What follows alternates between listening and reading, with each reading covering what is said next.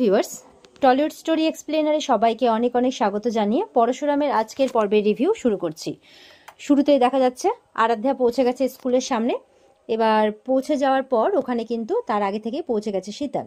শীতল আরাধ্যাকে ফোন করেছে, বলে তুমি এই সামনে একটা গ্রে কালারের গাড়ি দেখতে পাচ্ছ, সেই গাড়ির পাশে ডিসপার্সেল কার্ডটা তাড়াতাড়ি করে ফেলে দাও, তাড়াতাড়ি হারি আপ, টাইম নেই। তখন সে তাই করে আর তাকে বলে গাড়িতে উঠে বসতে, মানে তার নিজের গাড়িতে আরাধ্যার। তো আরাধ্যা নিজের গাড়িতে উঠে বসে। ওদিকে আরাধ্যাকে ওর বাবা ফোন করেছে, তুই স্কুলে ঢুকিসনি তো? বলে না। তারপরে কর্ণ ফোন করেছে যে তুমি পৌঁছেছো? বলে হ্যাঁ আমি স্কুলেই আছি, তাই বলছে। এদিকে আরাধ্যা ওর কাজ করে গাড়িতে উঠে যায়, আর ওদিকে শীতল তারপর ডিসপার্সাল কার্ডটা নিয়ে এবার যাচ্ছে লাট্টুকে নিতে। আর ওদিকে পরশুরামরা শীতলের কাছে, শীতলকে ডেকে যাচ্ছে, কোনো সাড়া পাচ্ছে না। বাধ্য হয়ে দরজা খুলে ঢুকে পড়ে ভেতরে, আর দেখে ভেতরে গিয়ে শীতল নেই কোথাও। এবার তোরা প্রত্যেকে বুঝতে পারে যে এটা একটা ট্র্যাপ, আর পরশুরামকে অন্য কাজে ব্যস্ত রাখার জন্যই এই ট্র্যাপটা মানে পাতা হয়েছে আর কি। তো পরশুরাম তখন টাইমটা দেখে আর ডিসপার্সাল কার্ডের কথা মনে করে। তখন তো ছুটির টাইম, মানে ডিসপার্সাল কার্ড, তার মানে তার বাচ্চাদের উপর নিশ্চয়ই কোনো মানে খাতরা আছে, মানে ভয় আছে। তো এই বলে কিন্তু এবার তাড়াহুড়ো করে তারা বেরিয়ে পড়ে। মায়া বলছে এখন তো 1 ঘন্টা লেগে যাবে পৌঁছতে, বলে কামন হারি আপ, কোনো উপায় নেই। এই বলে তারা স্কুলের জন্য এবার রওনা হয়। ওদিকে তটিনী কিন্তু তাড়াহুড়ো করে আসছে, রিক্সা চালককে বলছে তাড়াতাড়ি চলুন দাদা, তাড়াতাড়ি চলুন। আর ওদিকে শীতল পৌঁছে গেছে লাট্টুর কাছে। তো লাট্টু তো বাইরে বেরিয়ে এসছে ডিসপার্সাল কার্ডের জন্য, এসে মাম্মিকে খুঁজছে, কোথাও পাচ্ছে না। বলে মাম্মি কোথায়? তখন শীতল তার হাতটা ধরে, বলে কে আপনি? তখন বলছে যে আমি আমি তোমার মাসি। বলে যে কিন্তু আপনাকে তো আমি কোনোদিনও দেখিনি। বলছে আমি তোমার মায়ের খুব ভালো বান্ধবী, আর তোমার বাবা পরশুরাম যার কাছে রিয়েল গান আছে, আমি সব জানি। বলে হ্যাঁ আপনি জানেন? বলে হ্যাঁ। বলে তাহলে পা কোথায়? বলে এই তো ওখানে দাঁড়িয়ে আছে, চলো আমার সাথে। এই বলে মানে তার মনে একটু সংকোচ হলো, সে কিন্তু চলে যায়। এবার এবার জিৎ মুখার্জি তার মেয়েকে আবারও ফোন করে বলছে তুই তাড়াতাড়ি ওখান থেকে বেরিয়ে যা, আমি তোকে কোনোভাবে অপরাধী বানাতে চাই না, তুই বেরিয়ে যা। এই বলে আরাধ্যা তাড়াহুড়ো করে গাড়ি নিয়ে বেরিয়ে যায়। তো লাট্টু এবার বলছে যে কই পা কই, মানে বাইরে হাঁটছে। বলে ওই তো ওই গাড়িতে আছে। বলে গাড়িতে? আচ্ছা দিদিভাই আসবে তো? বলে হ্যাঁ আসছে তো। বলছে তখন পা পা বলে গাড়িতে দৌড়ে যায়। তখনই গাড়িটা খুলে, মানে গাড়ির এক পাল্লা খুলে কিন্তু ওখানকে ভেতরে গুন্ডা ছিল, তাকে একদম তুলে নেয়। একদম চিৎকার করছে ওই তখন লাট্টু, বাঁচাও বাঁচাও বলে। তখন কিন্তু মানে ওই গাড়িটাকে শীতল মানে ইশারা করে দেয়, গাড়িটা চলে যায়। শীতল পেছনে এবার অন্য গাড়িতে যাবে, ও তো জানে কোথায় তুলে নিয়ে যাওয়া হয়েছে। তারপর জিৎ মুখার্জিকে ফোন করে জানিয়ে দেয় যে কাজ হয়ে গেছে, লাট্টুকে তুলে নিয়েছি। ওদিকে তটিনী এবার নিতে গেছে ছেলেকে, কার্ড দেখাচ্ছে। আয়ামাসি অবাক, কার্ড দেখে যে আবার মা এসেছে নিতে, মানে একটু আগে তো একজন এসে নিয়ে গেল। ভেতরে বলছে, বলে শ্রীকান্ত চলে গেছে তাই না? তখন ভেতর থেকে মানে দিভাইকে বের করে দেয় আর কি, তার বোনকে, পিকোকে। পিকো আসে, তার মা বলছে পিকো ভাই কোথায়? বলে ভাই তো একটু আগেই বেরিয়েছে নাকি। বলে কি, কোথায় গেছে, কার সাথে গেছে? ও দিদি ভাইদেরকে জিজ্ঞাসা করছে। বলে শ্রীহানকে তো একটু আগে নিয়ে গেছে। বলে নিয়ে গেছে মানে কে নিয়ে গেছে? বলে যে কার্ড দেখিয়েছে তার হাতেই তো দেওয়া হয়েছে। এরপরে তো চিৎকার শুনে ওখানে লহরী চ্যাটার্জি আসে। বলে কি হয়েছে? বলে যে আমার ছেলে কোথায়, কোথায় আমার ছেলে? বলে লাট্টু কোথায়? তখন ওরা বলছে যে ওনাকে তো একটু আগেই নিয়ে গেছে। বলে কে নিয়ে গেছে? আয়ামাসি বলছে একজন রোগা করে মেয়ে নিয়ে গেছে। বলে রোগা করে মেয়ে কে এসে? আপনি দিয়ে দিলেন? বলে দেখুন যে আমাদেরকে কার্ড দেখায় সেটাই তো, তাকেই তো দিয়ে দেওয়া হয়, এটাই তো নিয়ম স্কুলের। এবার সঙ্গে সঙ্গে কর্ণ চ্যাটার্জি ফোন করেছে তখন তটিনীর ফোনে, বলছে যে কি কিছু খোয়া গেছে মনে হচ্ছে, আর পাবে না, আর কিছু প্রমাণও করতে পারবে না, লাট্টু এখন আমার হেফাজতে। এটা শুনে তটিনী তো যেন মাথা ঘুরে পড়ে যাচ্ছে। আর তখন লাট্টু লাট্টু করে চিৎকার করতে করতে বাইরে বেরিয়ে যায়। বাইরে গিয়ে জোরে জোরে একদম গলা ফাটিয়ে চিৎকার করছে লাট্টু লাট্টু করে, কিন্তু কোথাও কিন্তু কোনো সারা শব্দ কিচ্ছু পাচ্ছে না, হাওমাও করে কাঁদছে। তখন তো মানে পরশুরাম আসে ওখানে, শিবপ্রসাদ কি হয়েছে কি হয়েছে করে বলে তুমি এখানে, বলে তোমাদের দেরি হচ্ছে বলে আসলাম, কি হয়েছে কি হয়েছে, লাট্টু কোথায়? তখন বলছে, তো এবার বলছে আমরা কি করবো, আমরা কি করবো এখন, কি করবো? তখন লহরী বলছে দাঁড়ান একবার দাঁড়ান। তখন মানে মেয়ের ছেলের মা বলছে কি কাকে ফোন করছেন, মানে তটিনী বলছে কাকে ফোন করছেন? লহরী বলছে দাঁড়াও দাঁড়াও, কর্ণকে ফোন করেছে। কর্ণ বলছে কি লহরী চ্যাটার্জি, জানতাম তোমার ফোনটা আসবে মাই ডিয়ার ওয়াইফ, কিচ্ছু প্রমাণ করতে পারবে না, তোমাদের নাকের ডগা থেকে আমি লাট্টুকে তুলে নিয়েছি। বলে হোয়াট, এই বলে চিৎকার করে ওঠে। তখন পরশুরাম বলছে কি করবো আমরা এখন, কি করবো? তখন তটিনী বলছে কি করবো আবার, এফআইআর করবো, তুমি যেখান থেকে পারো আমার ছেলেকে এনে দাও, বলে হাউমাউ করে কাঁদতে কাঁদতে মাটিতে বসে পড়ে। পরশুরাম তো প্রচন্ড রেগে যাচ্ছে।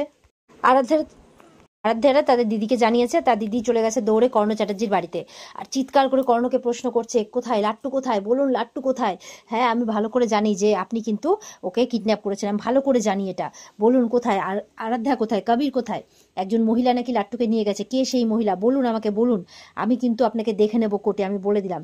এটা কিন্তু অনেক বড় একটা ব্যাপার ঘটে গেছে, প্রেস মিডিয়া পুলিশ চারিদিকে ছয়লাভ হয়ে গেছে, আপনার বাড়িতেও পুলিশ আসবে, মুখার্জি বাড়িতেও পুলিশ আসবে, আপনি কিন্তু বলে দিন, আপনি কিন্তু বাঁচবেন না, কোথায় লাট্টু কোথায় বলে দিন। তো এবার তো দিদি চিৎকার করছে, বলছে আমি জানি না লাট্টু কোথায়। তখন সেখানে তটিনী গেছে, বাচ্চাকে নিয়ে, বরকে নিয়ে, সবাইকে নিয়ে। আপনি জানেন লাট্টু কোথায়, পরিষ্কার করে বলুন যে লাট্টু কোথায়। কর্ণ চ্যাটার্জি, আপনাকে কিন্তু নাহলে আমি ছেড়ে কথা বলবো না। তারপরে আবার হাত জোর করে কাঁদতে কাঁদতে বলছে, প্লিজ বলুন লাট্টু কোথায়, প্লিজ বলুন। তখন তার দিদি বলছে, এইভাবে বলে হবে না, ওকে টানতে টানতে আমি মানে থানায় নিয়ে যাবো টেনে হিচড়ে। বলে কি, কে নিয়ে যাবে আমাকে থানায়, কে নিয়ে যাবে? এই বলে দিদিকে চোখ গরম দেখাচ্ছে। তখন তটিনী বলছে, এই কর্ণ চ্যাটার্জি, বলে কলার ধরে নেয়। তখন বলছে যে আমি কিন্তু একটা মধ্যবিত্ত ঘরের গৃহিণী, দুটো বাচ্চার মা, আমি কিন্তু শেষ করে দেবো কর্ণ চ্যাটার্জি, তোমাকে বলে দিলাম, পরিষ্কার করে বলে দাও যে আমার বাবা মানে আমার ছেলে কোথায়। তখন পরশুরাম বলছে, ছাড়ো ছাড়ো ছাড়ো, ওরকম করতে হবে না, ছাড়ো, আমি দেখছি।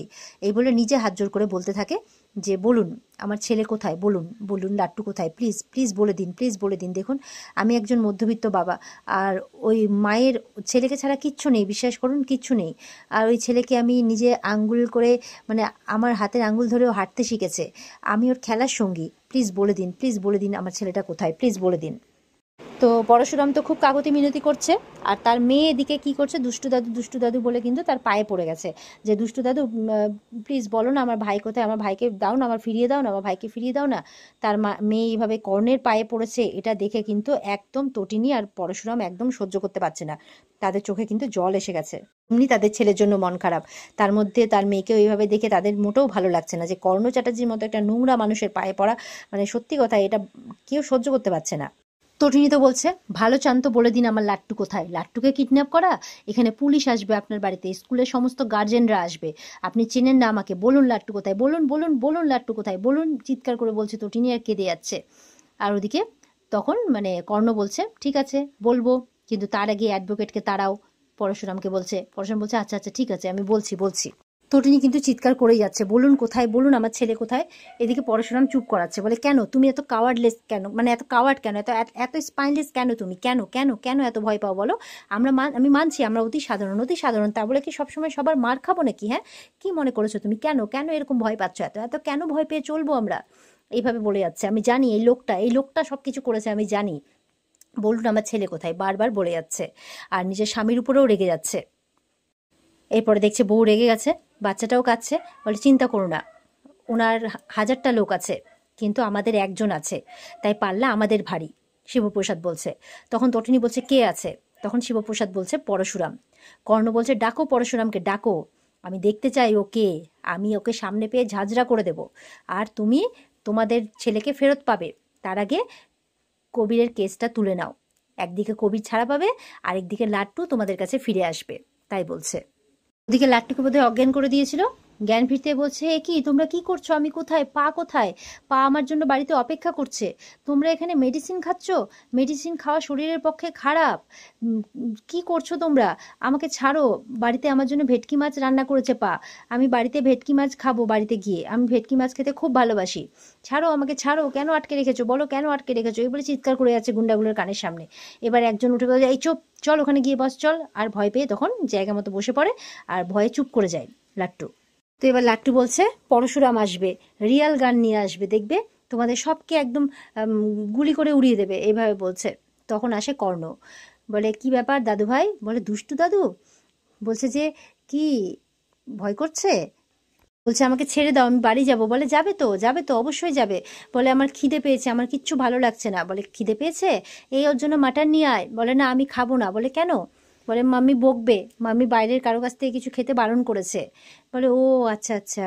বলছে তুমি খুব দুষ্টু লোক, তুমি রাক্ষস, আমাকে ভালো দেওয়া গল্প শুনিয়েছে, রূপকথার গল্পে যে ডেভিলগুলো থাকে সেগুলো তুমি একজন রাক্ষস। এই বলে কর্ণ চিৎকার করে ওঠে, চুপ, আর চেয়ারের মধ্যে বাড়ি মারছে। ও তো ভয় পেয়ে যায়, বলছে আমাকে বকছো কেন? তখন বলছে যে বলো পরশুরাম কে, পরশুরাম কেমন দেখতে বলো। এবার লাট্টুকে বলছে, লাট্টু তো বলছে আমি চিনি না। বলে তুমি চেনো চেনো, বারবার করে টেবিলে বাড়ি মারছে, চেয়ারে বাড়ি মারছে, ওকে ভয় দেখাচ্ছে। ও বলছে বকছো কেন? বলে তুমি পরশুরামকে ফোন করো, তুমি তো ফোন নাম্বার জানো, ফোন করে বলো এখানে আসতে। আর বলছে যে না না আমি জানি না। বলে তুমি জানো জানো, তোমার ভয় করছে না? বলে না, পা আমাকে বলেছে যে আমি ভয় করব না, ভয় করব না, দুবেলা মরার আগে মরবো না ভাই, মরবো না। বলে ও আচ্ছা আচ্ছা, তোমার পা তোমাকে কবিতা শিখিয়েছে? কিন্তু আমি তো কবিতা জানি না, আমি তো অন্য কিছু জানি, মানে এরকম ভাবে ভয় দেখাচ্ছে আর কি। এদিকে লাট্টুকে বকছে, লাট্টু বলছে বকছো কেন? বলছি তো। তখন ফোন নিয়ে আসতে বলে তার অন্য গুন্ডাগুলোকে, পরশুরামকে এবার ফোন করবে। আর এদিকে তটিনী আর ওর মেয়ে বাড়িতে বসে আছে, কান্নাকাটি করছে। মেয়ে বলছে যে ভাই কখন আসবে মা, ভাই কখন আসবে? বলে চুপ কর না, খোঁজ খবর তো করছি আমরা, থানাতে বলা হয়েছে, স্পেশাল ব্রাঞ্চে বলা হয়েছে, আমরা বলছি তো সব হয়ে যাবে। বলছে হোয়াট ইজ স্পেশাল ব্রাঞ্চ মা? বলে চুপ করবি একটু, ভালো লাগছে না আমার একদম। তখন তার ফোনে ফোন আসে, বিভিন্ন মিডিয়া থেকে ফোন আসছে, তাদের বাড়ির সামনে নাকি আসবে ভ্যান নিয়ে, প্রচার মানে সম্প্রচার করবে, হ্যান ত্যান বলে। দিয়ে ফোনটা রেখে দেয় যে আমাদের কোনো কিছু দরকার নেই।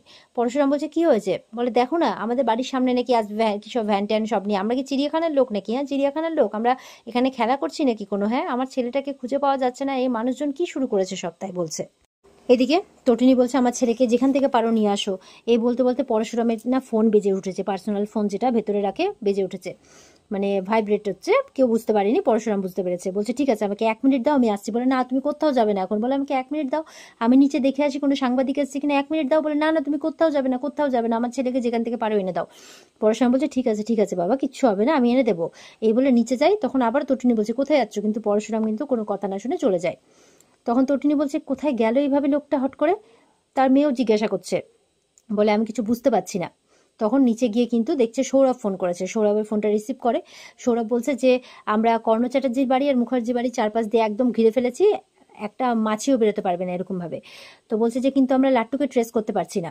তখন পরশুরাম বলছে ঠিক আছে রাখ, একটা কল আসছে, আমি পরে কল ব্যাক করছি। এই বলে ফোনটা রিসিভ করেছে, দেখছে কর্ণ চ্যাটার্জি ফোন করেছে। বলছে পরশুরাম? বলে হ্যাঁ। বলছে যে কই, খুব তো বলেছিলে কর্ণের রথের চাকা নাকি বসে গেছে, কিন্তু রথের চাকা তো উল্টো দিকে ঘুরে গেছে, বনবন করে ঘুরছে, কই কিছু তো হয়নি।